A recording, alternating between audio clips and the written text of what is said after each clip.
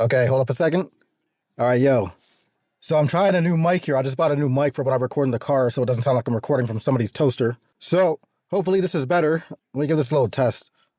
Excuse me. I close my eyes only for a moment, then the moment's gone.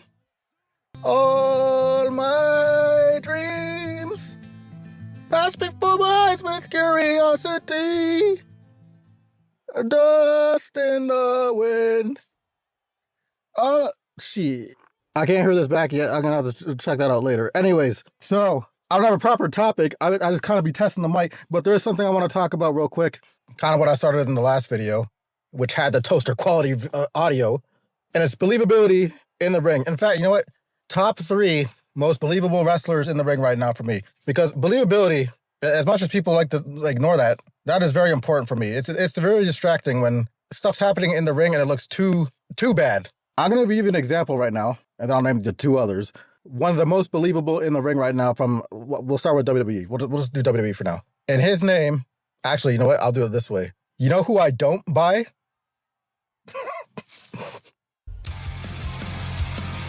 Cody Rhodes. Typically in the middle of his match where essentially he's hulking up. I think it usually comes after like a power slam or something. Then he sits there in like a weird stance, flexes, does his neck veins, whatever, and then starts punching himself in the face and making that face. First of all, Cody does not look like Guile. I know that just came out of nowhere, but this guy's face too small or something. I don't know what it is. I'm still kind of interested in seeing the movie Street Fighter, whatever. But anyways, so Cody does this Hulk up thing. And then after the Hulk up, it feels like he didn't turn up a gear at all, really.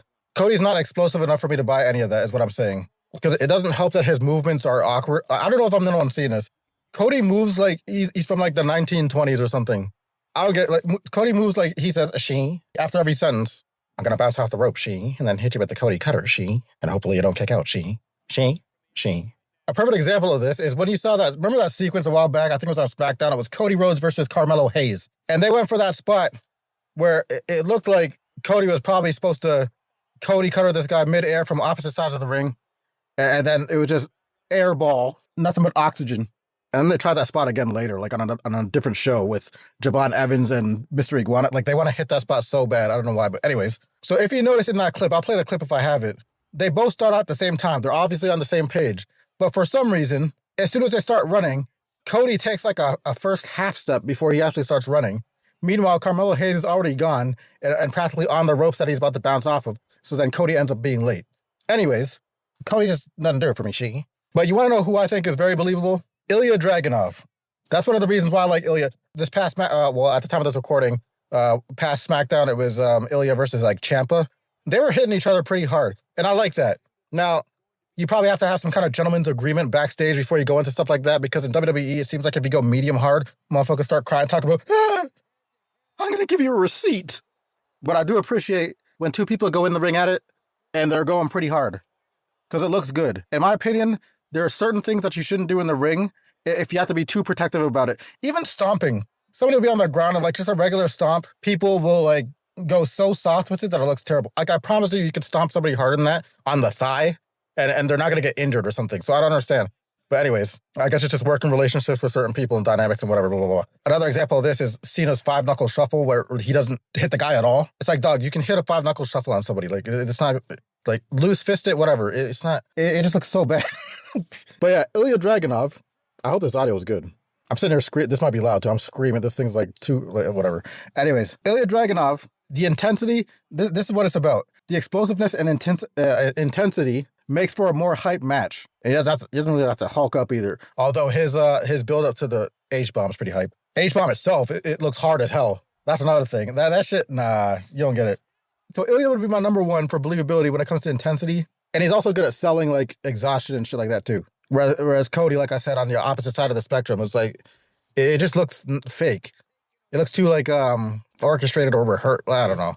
You probably get what I'm saying. Anyways, who's my second pick for believable? Also, if you guys have any other good picks, add them to my list, because right now I actually struggle to think past maybe 2. My third guy's going to be questionable. We'll get to him when we get to him. Second guy who I think is more believable but less believable than Ilya is Braun Breaker. Is pretty believable because he's explosive with his move. Like, he's fast as fuck. So when this guy does like anything, that's why I like him doing the spear. as much as there's like 30 million spears right now, Braun Breaker, like if I'm gonna start taking spears away from people, it's gonna get me a while before I take it away from Braun Breaker. You can probably guess who I would take from first, but we're not gonna go into all that.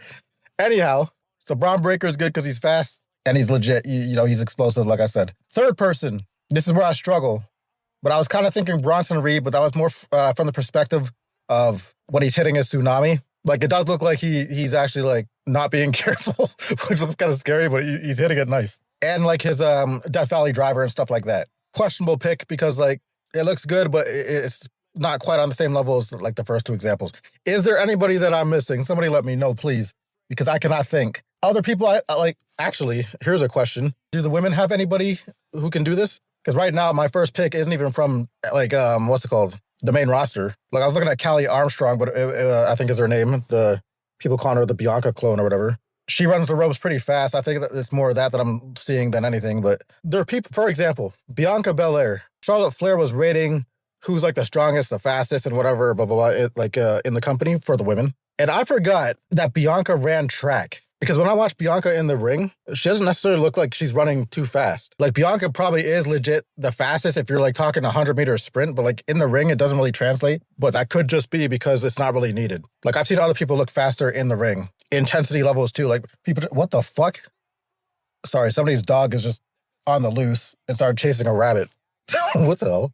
Making things look good in the ring when it comes to the intensity and the believability and execution. It feels like less wrestlers have that nowadays. Back then, or back in the day, you used to have way more people that were good at it. It seems like it's a lost art. I guess you can't teach that. I don't know. I'd be really annoyed if I record all this time and then the quality is just trash. So I'm just going to end it here. If you can think of 3 for men and women, I'm going to have to think 2 and see if I can come up with 3 for both. Because on the women's side of things, I'm kind of lost. Off top of my head, at least. So yeah.